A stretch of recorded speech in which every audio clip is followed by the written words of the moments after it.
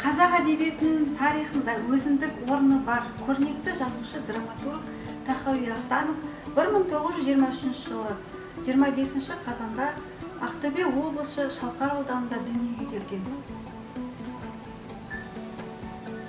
1940 жылы Абай атындағы Қазақ мемлекеттік педагогикалық институтына оқуға түсіп, екінші курста оқып жүргенде өзі сұранып майданға аттанған.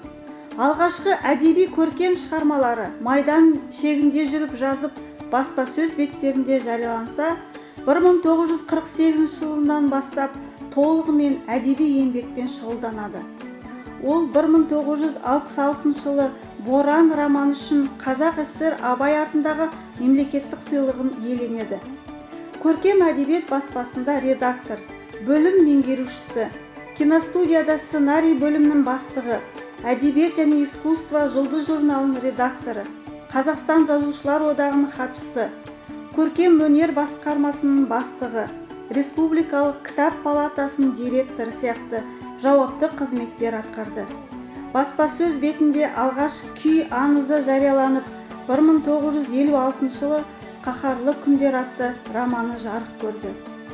Жазушының Қаһарлы күндер, Шырағың сөнбесін романдары соғыстың қайғы қасіреті мен қарапайым адамның қажыр қайратын, соғысқа дейінгі ауыл өмірін, ашаршылық секілді халық басынан кешкен наубаттарды кеңінен шынайы көрсеткен қаламгерге Қазақстанның халық жазушы атағы берілген.